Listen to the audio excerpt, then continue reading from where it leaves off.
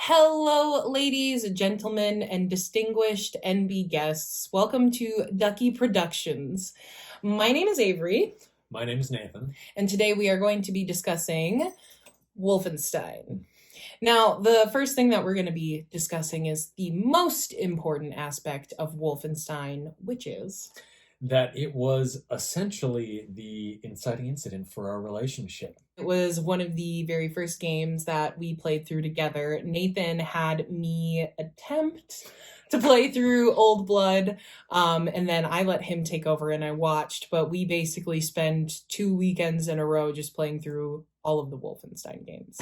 The fact that Wolfenstein was a big part of bringing us together at the beginning of our relationship is, I think, of critical importance to the Wolfenstein franchise. And I am personally disappointed that critics and reviewers don't really touch on that as much when they're reviewing any of the titles. Yeah, I mean, IGN, you completely dropped the ball. It definitely should have been a 10 out of 10. And I just think, there could have been more focus on the fact that it brought us together. Exactly. What we're going to start with, we're going to talk about what we think about all of the games in order of release, which is not the order that we played them. And if you're planning on playing them, it's not the order that you should play them in either. Correct. So, to start out with the first game that was released, Wolfenstein: The New Order, we're going to be spoiling almost everything about all of these games and just firing off spoilers left and right with no warning. So if you haven't played the games, please play them. If you don't care about these games and don't care about spoilers, you can certainly continue to watch, because hopefully we'll convince you to play them because they're amazing. Exactly. So what do we want to say about the New Order? I guess I'll start off with the fact that I think the New Order is the best of the four. If we want to say there's four, but I personally think the New Order is the best one. The New Colossus is certainly fantastic, but I really liked the introduction that we got to the characters in this one.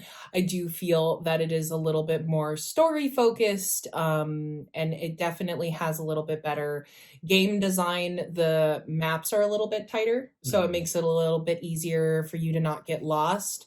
And it was the most enjoyable for me to watch personally. Speaking of that story, I guess we're not going to go over a plot synopsis, and the details of the plot aren't even really as important as the characters and the themes.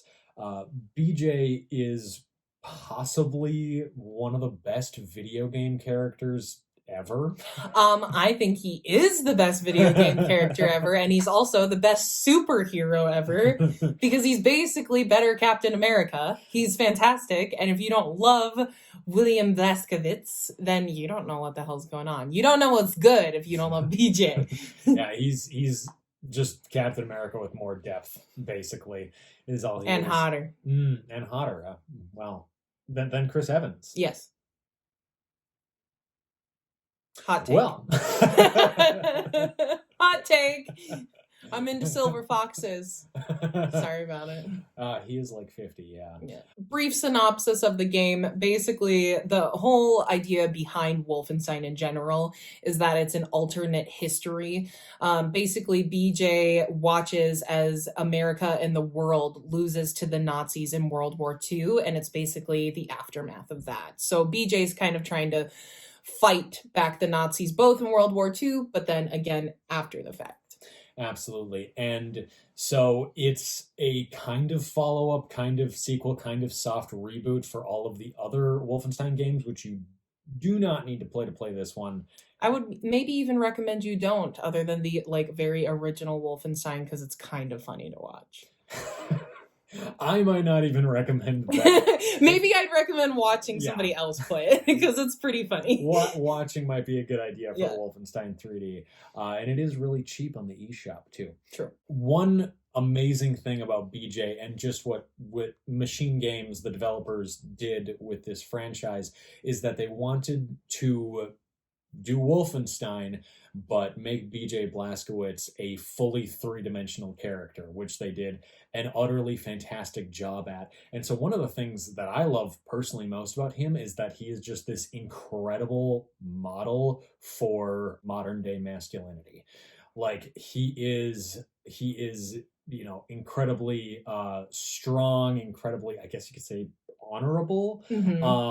and Reliable. reliable. He also, strays away from toxic masculine traits. Like has incredible deference to people of greater skill than him. Yes. And he's also, the reason that I love BJ the most is that he kind of encompasses like the boomer slash Gen X kind of mentality where it's like he follows through on his word. He's very brave. He works hard. He has great work ethic. If anything, BJ kind of reminds me a lot of my dad. But he's also extremely compassionate. He's empathetic. He's very kind.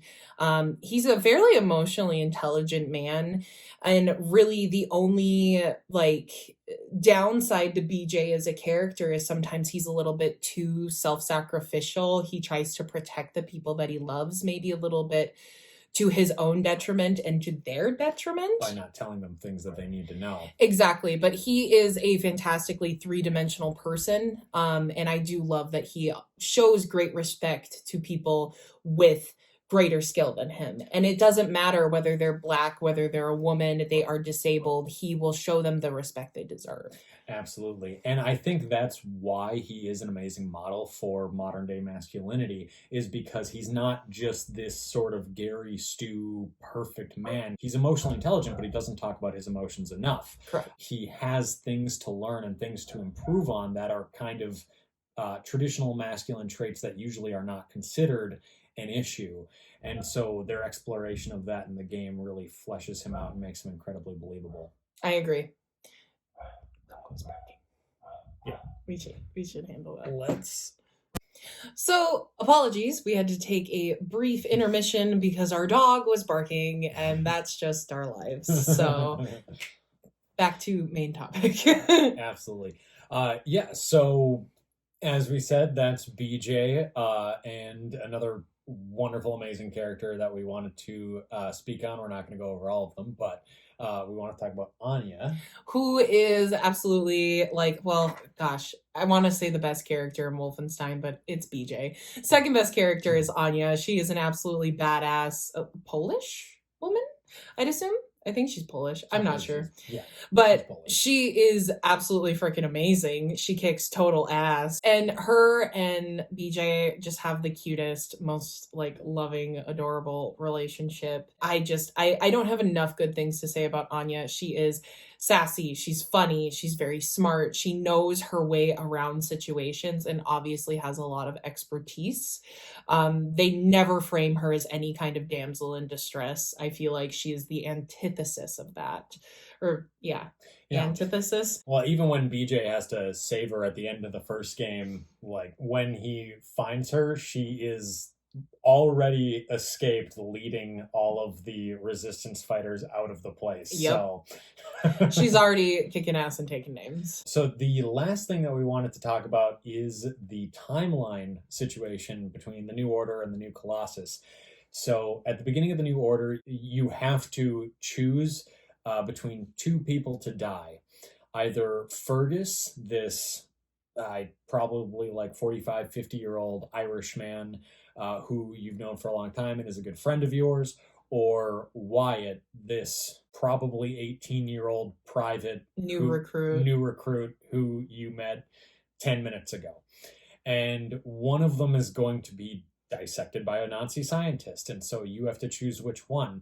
And we are here to tell you that saving Wyatt is objectively the correct choice to make. Yes, absolutely. Even though Fergus is a wonderful, amazing character, and I absolutely adore him, choosing him over Wyatt just obviously wasn't what the narrative was built around. Even if you know nothing about the situation, it's like, all right, you got to choose one person to die. We've got an old man or a child. Right.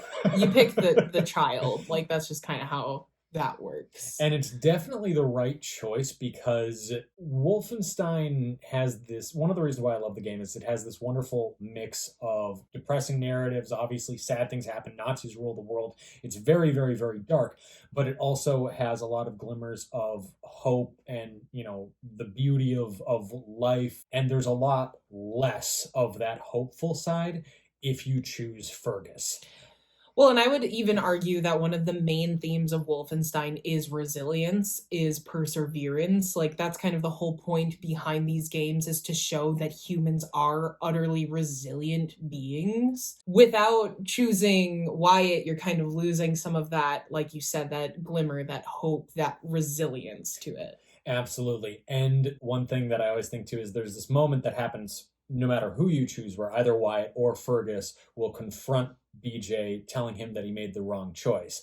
And Wyatt, it's kind of this sad moment where he's like, yeah, Fergus knew what he was doing. He was a pilot. He had been fighting for a long time. He knew how all this stuff worked, and you chose me, and I don't know how to do anything. So you made the wrong choice. And you're like, oh man, this kid, like, he doesn't see his potential, and like, it's really, really sad that this other person had to die, but like, I understand where he's coming from. Whereas Fergus is like, I'm super old and you decided to let me live and have a child die. You're an asshole. And it's like, Yeah, like what argument do you have against that other than I let a literal baby child get murdered by a Nazi? yeah. So there's that. But on top of that, speaking of the differences in the timeline, there are actually two different side characters that pop up depending on who you choose. And they're both homages to real historical characters that the devs really appreciated. So if you pick Fergus, it's this woman named Tekla, who is a reference to Nikola Tesla. And if you... Is it Nicola or Nicola? I say Nicola. Nikola is probably correct. Yeah, so Nikola Tesla. Coca-Cola Tesla.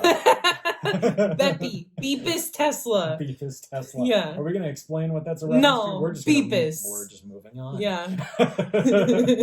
So, yeah, it's so Tekla is there, and basically, if you explore the hideout, you really thoroughly in between missions, you get this extra cutscene with her where she kind of rants about like the nature of consciousness, and if you know have a break in your consciousness when you wake up, are you the same person, that sort of thing. And then BJ teaches her how to use guns, so all of that kind of fits the themes of the game. It could definitely be related back to the themes.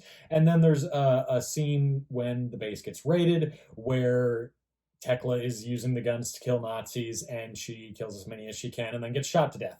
And it kind of just feels like a loss. It really does. She is an incredibly hopeless person, believes in determinism, rants about fate and how there's no changing anything and there's no hope, which is kind of what I was talking about, how a lot of that resilience and hope is lost if you choose the Fergus timeline.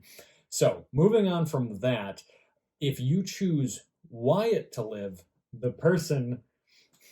I want to say it. The person that then comes along instead of what's her Tekla is Jay, who is based off of Jimi frickin' Hendrix. He's amazing. He's so funny. Okay, I just wanted to introduce him because I like him so much. Yeah, so Jay, literally Jimi Hendrix, is in the game if you choose Wyatt. And the most insignificant point about this, of why I like the Wyatt timeline more, is that Jimi Hendrix would have been about 18 during the events of the game, so he could have actually been there. Nikola Tesla. Nikola Tesla. I don't believe had kids, but either way, right. It's a homage to him. He was not a woman, and he was dead by this point. Correct. So it's just an homage, whereas Jay could literally be Jimi Hendrix in this timeline. Right. And so what happens there is, speaking of, Tekla's extra cutscene not really relating back to the themes of the game, with Jay, the extra cutscene that you get is him and BJ have a conversation, and BJ's talking about defeating the Nazis and how they're awful, and Jay says, well, when I was in America, we had to use different bathrooms and use the colored entrance, and, is before, this, you were the Nazis. And BJ slams him up against the wall, holds his hand around his throat, and he says, be careful what you call me. And Jay says, oh, violence, the language of the man, which that entire scene is possibly the most politically progressive woke scene in all of video games that I can think of. Well, exactly. And I think that how BJ reacts in that situation kind of speaks a lot to, because I can only speak from the white perspective, right? In case you guys didn't know, hi, we're both white. But I think it speaks a lot to the white perspective where when sometimes your gut reaction the first time that you realize or that someone says to you that American culture is racist is to be like, I'm not racist though, which even if you're not racist, you benefit from systems of racism. So that gut reaction to defend yourself and say, hey, be careful what you call me. It's kind of that same scenario of not all white people, blah, blah, blah, when really you need to be listening to these other people's perspectives. It's completely understandable to have that gut reaction, but I think we later on see BJ kind of grow to understand that he doesn't understand the Black experience. And we were just talking about BJ being a model for masculinity, and I think this is possibly the most toxically masculine thing that he does in any of the games, and it still fits with his character. I think that it was a really brave move to have him do that, especially since, if I'm not mistaken, it is the only time in any of the games where he shows physical aggression towards someone who is not a Nazi. Correct. Yep. So yeah, that is an incredibly important point that they're making, and that gets followed up on very, very strongly in the sequel. Yes. But to finish up the discussion of the J timeline, he dies just like Tekla. But he dies in the most badass way ever. Yeah, so what happens is, instead of just being like, Tekla, there's no hope, we're all gonna die, I'm gonna kill as many Nazis as I can on my way out, his room in the base is filled with amps wall to wall because he's Jimi Hendrix. And when the Nazis are coming to kill everyone, what he does is he hooks up his guitar to those amps and cranks up the volume and broadcasts the Jimi Hendrix cover of the national anthem that he played at Woodstock across the entirety of Berlin. And it makes your spine tingle. And you have to think about that dichotomy between this Black man who is playing the national anthem to a country that has never fully embraced him, but is also still like this symbol of hope because at least it was better than the Nazis. And I mean, I think it's kind of a symbol of love for his country, even though he knows that there were things that were still wrong with it. I think it just says a lot about Jay as a character, that's how he went out. So that's the New Order. It is one of the best games that I have ever played. It is utterly fantastic, and you should play it if you have not. It's one of the best games I've ever watched. So, but if you haven't played it, it's not the game you should play first. Correct. Because the game that you should play first is the DLC Wolfenstein: The Old Blood. Your thoughts? So The Old Blood was the game that we started off with. Well, that we started off with when I was playing it / watching it. What I will say, Wolfenstein is a super fun game series to have someone watch you play through. Here's the problem with The Old Blood. You are going to need to kind of help push whichever person is either watching you or playing it through the first 3 hours. It's definitely kind of lacking in story for those first 3, so it feels like a very standard first person shooter, which made me question why he was so obsessed with it. I was like, I thought you didn't like Call of Duty. Why are we doing this? Also, the first time you stab a Nazi dog, you're going to feel really bad about it. And then by the 7th time, you're not going to anymore because they are also Nazis. So, but I will say The Old Blood is totally worth your time. You should most definitely play it. There is a lot of story in there, and there's a lot that will help you be more invested in the other 3 games. But I do think that it will be a little hard to get into for the first couple hours, but it's very worth it.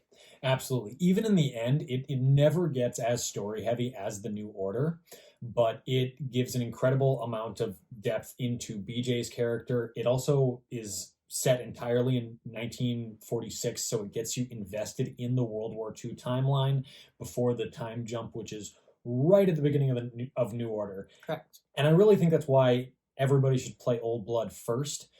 You don't need to, but the reason why is because it gets you invested in that initial timeline. Fergus is there at the end, and so you'll be more invested in Fergus by the time you have to make that choice between him and Wyatt. It'll feel like a more weighty choice because this game's a lot slower, whereas New Order, I mean, it comes in hot and it is incredibly fast paced basically the entire way through, and so you really don't get a ton of time to feel for these characters prior to you having to make that choice. And he's not even in this game a lot, but every little bit helps with that. There's a lot of references to BJ's life that comes up again in number 2. So you'll have extra context for those events as well. And also, there's a specific phrase that BJ continuously says throughout New Order and New Colossus, where every time something really stressful is happening, he says, count to 4, inhale, count to 4, exhale. And you cannot have as much of an emotional connection to that phrase without playing Old Blood, because it's one of his friends who taught him how to do that. And so it doesn't said friend die too. And said friend dies. Yeah. And so instead of just him, saying this phrase every single time he gets stressed, which, does have meaning in and of itself, every time you hear it, you think back to this friend that he lost in World War II. I think that the context that is added by the Old Blood is very, very necessary to get even more invested in to get the full scope. To get the full scope. Plus, the best part about this game is you get to fight zombie Nazis, and who doesn't like fighting zombie Nazis? Absolutely. So. Everybody likes killing Nazi zombies. Yeah. Yeah. It's almost as good as killing Nazis. Almost. It's there. But in this game, you get to kill Nazis and Nazi zombies. So it might be the best Wolfenstein title. It doesn't have much story, but you get to kill both regular Nazis and Nazi zombies. So, alrighty, so next up is, I think I would say this one's my personal favorite. I think this is my favorite of the games, but I wouldn't necessarily say it's the best one of all of them. But it is Wolfenstein 2, The New Colossus. Wolfenstein 2 takes place directly after Wolfenstein, The New Order. So we are then again seeing our friends, Caroline, Anya, everyone that made it out of that base. And possibly the reason why it's her favorite and why the New Order is mine is because I was the one playing them, and I would say that the message in Wolfenstein 2 comes across a lot more strongly. It's a lot more powerful, and a lot more poignant for an American audience. Yes. Because it occurs in America. And so watching the story, I can definitely see how that would be the case, and I do love Wolfenstein 2. Unfortunately, the reason why New Order is my favorite, first of all, it is a tighter story. I would agree with that. And has tighter levels, as you had said before. And so the unfortunate thing about Wolfenstein 2 is it kind of fell into the trap that a lot of games are falling into now, where they feel like they need to be open world. Yeah. Wolfenstein 2 is not open world, but it's like, Uncharted 4 or any of those types of games where the maps are just significantly larger than they were before, to an unnecessary degree. I would also throw in that my biggest complaint with the New Colossus is those weird, those like comic book inspired things. Lord. So there's some weird mechanics that they throw in to kind of try and sell some DLC, and it was weird at a bad time, and they didn't do a good job with it. It was very, very bad, yes. We played through all of the comic book DLC, right? I think I showed you one, and then did I show you any of them? Yeah. Okay, because I know I played them, and it was not good. It was very, very poorly written. They were talking up the writer too. I don't know who the writer was. I I don't want to say No his name. hate. Yeah. No hate. No hate. I don't want to say his name because I don't want to disparage him, but I thought they were utterly terrible. Yeah. I would say Wolfenstein the New Colossus, I like the story better, but I will say the New Order is the tighter game for sure. Absolutely. And as far as those DLC, if you look them up or whatever, please for the love of God, do not buy them. And if you do buy them, do not play them before this game, because actually they also just reused all of the assets and locations from portions of Wolfenstein 2. So you will actually spoil parts of the game playing through this bad DLC. Yeah. So yeah, I would not bother. Basically, my primary complaint with these new Wolfensteins is an issue that I didn't even realize existed in the New Order, and then is exacerbated. Exacerbated? Yes. In the new Colossus. Beepus Tesla, exacerbated. Coca-Cola Tesla. In the New Order, although it's a very, very tight game, there are certain points of the game where, and you almost don't notice, it's just not obvious to figure out where to go. You might accidentally figure out where to go. You might, whatever, just run into it.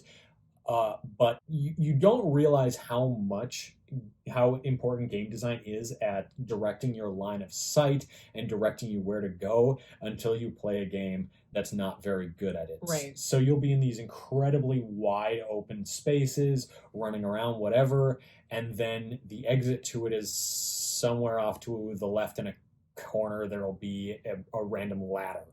Or it's stuff like you will push a button on the console to open a door, and it'll look like what's right in front of you is a door, but it turns out the door is off to your left, and you'll just kind of get disoriented, and you're like, oh, that's the way to go, because like this entire time I was running straight forward, and that looks like a door, and I pressed this button, but no, it's over there. It's just a bunch of stuff like that where it's just not great at directing your attention, but the maps are small enough to where it's not often an issue. In the New Colossus, it's kind of a huge issue for a lot of the game. We did spend a lot of time you running around trying to figure out exactly where to go, because this also was your first time playing through the New Colossus when we played it together, versus he had played the New Order before. So absolutely. And so like the one primary issue with that game, there's actually a video by Game Maker's Toolkit that I do not remember the name of, and we'll link it down in the description because it's excellent. Down in the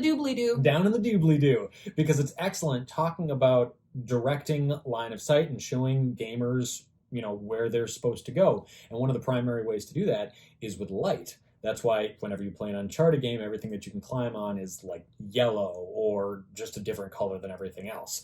And so this game will often have occasions where the way that you need to go is in pitch black darkness off to your left, and then to your right, there will literally be like a searchlight blasting light across this wall to an empty building. Yeah. So a lot of really frustrating game design like that in this game. Still a fantastic game, but that's why New Order is definitely my tops. Here's the argument for why the New Colossus is the best one, though. And that's the scene where BJ rides a pig drunk. That is the whole reason why the New Colossus is my favorite. I forgot about that. Yeah. He's just riding through it's a submarine, right? Yeah. He's riding through the submarine drunk on a pig because it's his birthday. And it's amazing. And that's really what you're getting into with these games, is that there's a lot of Nazi killing, blowing Nazi heads off, Nazi arms off, Nazi legs off, but in between eviscerating Nazis, which is always a good time, right, you also have these ridiculous cutscenes that just make you love the characters so much more, because they bother to show the little moments, which are things that a lot of games and even a lot of like TV and movies don't do. Those little moments are so important for developing character. Agreed. And I think that kind of leads into, so big spoiler alert here, BJ gets his head cut off and he lives. They basically put his head on a new body. It's weird. But there's this whole argument that like that's so weird and that's like so out of character, I guess, kind of for these games. To which I have to say, a lot of the in-betweens in this game are very ridiculous and silly, but even when they're not trying to be silly, even when they're not trying to be funny, they freaking go to the moon. They go to the moon, they go to Venus. BJ has been stabbed hundreds of times and has been fine. Like, if that's the one nitpick, like, controversy you have for this game, I would have to say, you need to chill out. There are much weirder things in this game than that, including Wyatt's weird LSD trip, where we weren't sure if he was high or if he was like getting messages from aliens. Do you remember the cartoon chameleon? Yeah, absolutely I do. I remember the cartoon chameleon. And at least the head thing's like kind of explained by the fact that doctor, what's his name? Whatever. I just played the entirety of the New Order literally this week. It doesn't matter, but there's this doctor, he's part of this, like, I don't know, kind of secret society that has access to really high level stuff. It's the Kreishaus Circle. Yes. Well, no, the Kreishaus Circle is the resistance group. We're gonna look it up right now. Do, do, do, do, do, do, do. See, I was just going to cut this part, but now I might want to keep it in. You can keep part of it in. And we're back. It's Setroth. There we go. Setroth. They have access to extremely insane technology. So honestly, the fact that they could save BJ is not the weirdest of all things. No. And that's one of the things that I love about this game, is because when talking about fascism, it's always dangerous to make Nazis look cool, because white supremacists and Nazis will appropriate that imagery to, say, yeah, we are cool. So one of the things that I really like about this game is that it's not incredibly careful about not making Nazis look cool, but the subtext of the game is that, it's 1960s. These Nazis have lasers. They're on the moon. They're on Venus. They, whatever, have all this incredible technology, and it is heavily insinuated, if not explicitly stated by the game, that all of that is technology stolen from Jewish scientists. Mm-hmm. Not to mention the fact, so is it Hitler that you see on the moon, or is he on Venus? He's on Venus. So that's in the second game. Hitler is not cool at all in this game. No. He is sad and pathetic, and just pathetic. A lot of movies have jumped back and forth between, whether they want to make Hitler intimidating or how they want to portray them. Some portray him sympathetically, which, like, I see what you're going for, but maybe don't. Yeah. This game, he's terrifying and psychotic, but in a really sad way. He kills people for absolutely no reason. It's an audition for a movie because Hitler loved movies and he loved making movies. And so he wants to make a movie about the events of the New Order, and he's auditioning people, and he kills one of the actors for absolutely no reason. He pisses on the floor at one point, throws up at one point, cries in his assistant's arms. Nobody could ever see it as something to aspire to. Mm-mm. I mean, it's the scene is nearly traumatic to watch. Yeah. It was very uncomfortable. Mm-hmm. Very uncomfortable, but pathetic, which I appreciate. Absolutely. Like, he wasn't just scary, he was absolutely fucking pathetic. And which disgusting. Yes, which is perfect, because you don't want to make Nazis look cool. Exactly. So. The three main complaints about this game is, BJ gets his head cut off and he's fine. Anya is fighting in a war zone while pregnant. And a lot of people just don't like Grace, the black character. As with BJ getting his head cut off and Anya fighting while pregnant, exactly as you said, when you said that he gets stabbed hundreds of times, that's not just in gameplay. It's not like, oh yeah, Nathan Drake's gotten shot 100 times. No, he's never been shot, in a cutscene, except for that one time. BJ, let's take the end of the New Order. Right. He gets enough tranquilizer put into him to put down an elephant, and then gets stabbed through the heart. And this is immediately before he goes to fight the final boss. Yeah. And he's totally fine. He takes a knife literally to the heart, and he's totally fine fighting the final boss. So him getting his head cut off and being fine, or a pregnant woman in a war zone, there have been, crazier things. Zombies, lasers, the moon, Venus, as you said. Well, and here's the thing about Anya too, is that I think obviously part of it's like a feminist like thing, like, oh, women aren't helpless even when they're pregnant. But it's also she's on a submarine in the middle of a war and she's part of a resistance group. She's also one of the most skilled people on that boat. So all of the, I mean, you do have to have a certain amount of suspension of disbelief, but it's also like Anya doesn't really have much of a choice but to fight in this war. I mean, she could just not fight, but that's not who Anya is as a person. She's a leader for a resistance group. Right. I had no issue suspending my disbelief through any point of this game. No, because it's literally like I feel the people that are like, oh, well, they put a pregnant woman in combat are the same kind of people that complain about really like obscure things in other video games. Well, absolutely. And there was no complaints in about the New Order. I mean, there was nothing about that game that came out that's like, oh, he literally gets. That's not the only scene where he gets stabbed in the chest and doesn't get any medical attention and is 100% fine. Right. Yeah. And the beginning of the New Order is literally him being blown out of a building. Yeah. And like he's got all of these scars on his head. He gets blown out of a building and gets 4 inches of shrapnel shoved into the back of his head, falls like 150 feet into the ocean, and then gets carried on a plank of wood to the coast of Germany. So he's fine, I guess. But I think that all aside, because I think BJ and Anya are kind of like the same. You need to suspend your disbelief. You need to understand these games are utterly fucking ridiculous. but when it comes to Grace, on the other hand, yes, mostly that's just racism. Yeah, racism and misogyny. Like, here's the thing: if you don't like Grace as a character, that's fair. I just personally have my doubts if you're a straight white cis man that you don't like Grace for the right reasons. Right. Because I mean, I'm not saying that there's not things that are a little unlikable about Grace. She does come on very strong. She is kind of what maybe some people would call abrasive, but she is also she's a very loving, caring, empathetic person. The reason that she is so abrasive is because she's trying to protect the people she cares about. And she's got strong opinions, but like, go her. She's amazing. Also, like, her daughter is awesome. And I love her relationship. I forget her partner's name. Oh. Her relationship with him is fantastic. They have a wonderful relationship. It makes me just absolutely... they are breaking down gender roles with Grace.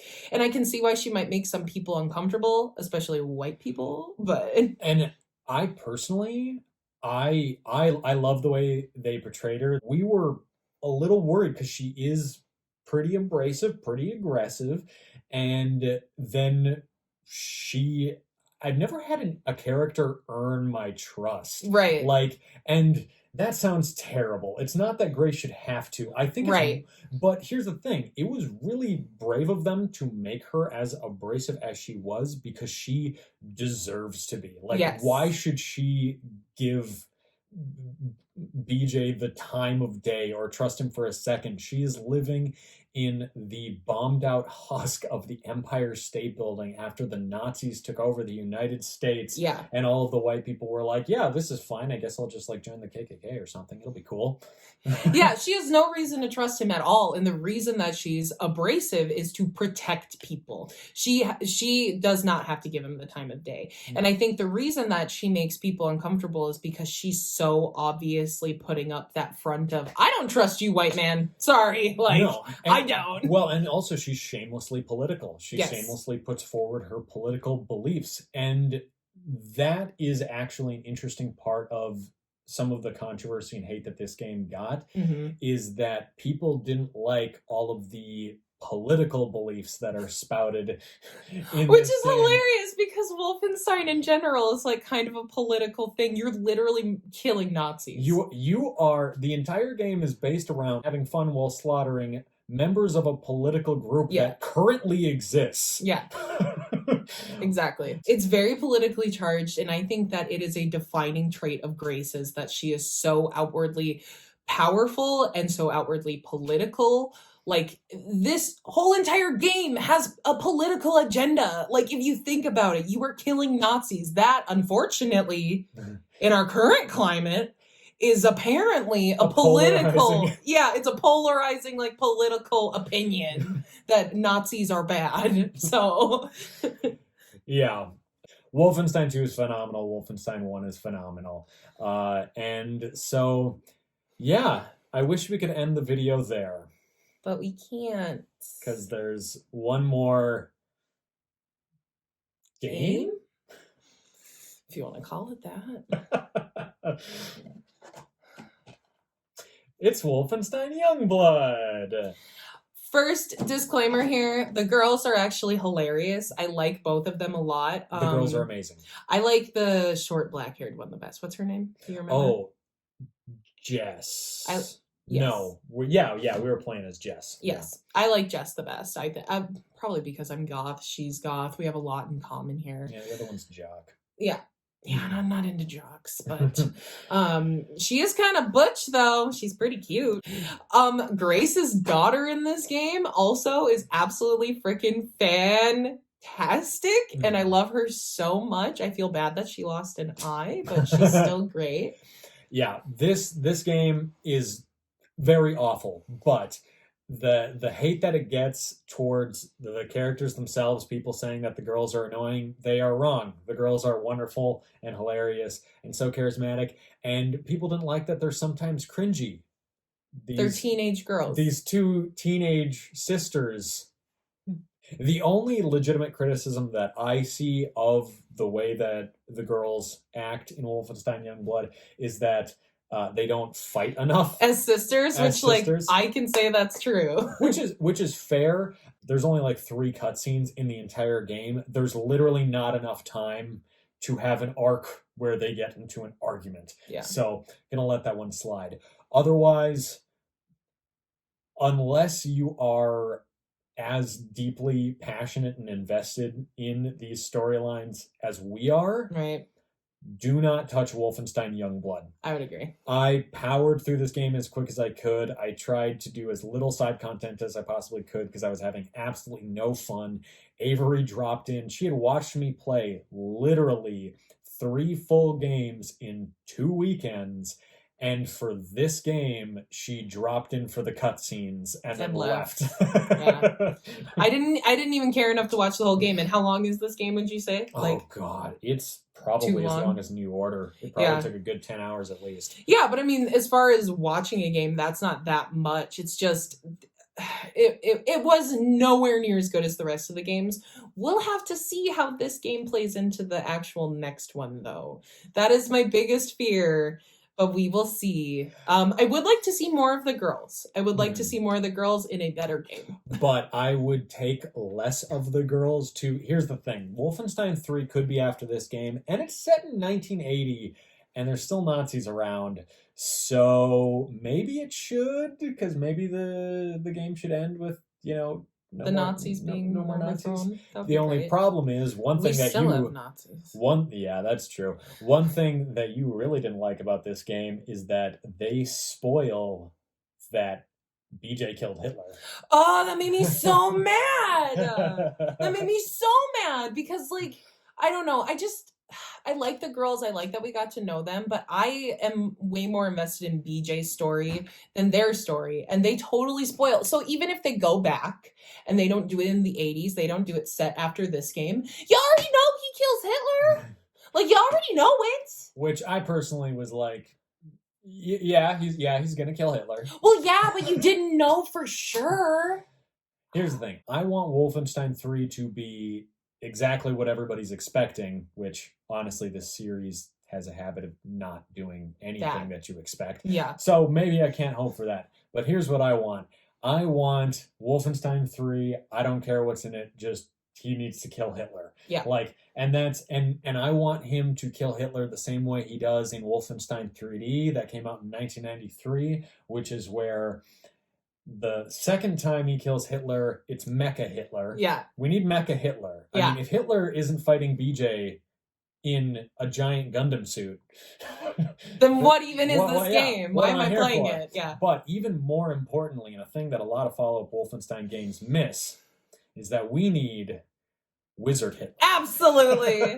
Yes, we do. We need Wizard Hitler. I need to find an image of it to put up on the screen, but hopefully there will be an image there. There will be one. We'll see what I'll the make quality sure. of my editing skills I are. got it. Okay, we'll get it. But in Wolfenstein 3D, the first time you fight Hitler, he's in like Nazi robes shooting fireballs at you, and when you shoot at him, he like sinks into the ground Wicked Witch of the West style and is like, 9? 9? And it's ridiculous and hilarious, and I really want Wizard Hitler in Wolfenstein 3. Yeah. Mm-hmm. Be good. Yeah, so that I can kill him. Yeah. Yes. So, yeah. Yeah, we didn't really say much about Youngblood. I guess we should just get it out there that the reason why it's bad is because there's microtransactions and they wanted us to buy those microtransactions, and microtransactions ruined this game that would have been wonderful. And we couldn't even play it together. Like, we were actually super excited when this game was announced because it was going to be 2-player and he could carry me through the game because I'm not good at shooters. But then it turned out that, oh, well, it's not couch co-op. So then we would both need to have a PlayStation Network account, which we're not online kind of people anyway. Yeah. So it wasn't couch co-op, and that kind of ruined the whole thing. Like, then we were way less excited about it. Yeah. I would have been, even if it was the exact same game, but couch co-op, we probably would have enjoyed it a lot more. Oh, yeah. Oh, yeah. And it would have cost, God, like over $100 for us to play it together because we don't do multiplayer at all. So what we would have needed to do is, at the very least, buy the deluxe edition, which was like $30 more expensive, and then buy 2 PlayStation Plus memberships, which would be an extra $30 if we beat it within a month, just to play this one garbage game title. Yeah. So microtransactions. I really hope they don't ruin Wolfenstein 3. Otherwise, I will cry. Please, for the love of God, I just need a good ending to this one. You already took Fallout. Don't take Wolfenstein. Well, thank you so much for watching, everyone. We very much appreciate it. You can find all of our social medias down in the description doobly-doo below.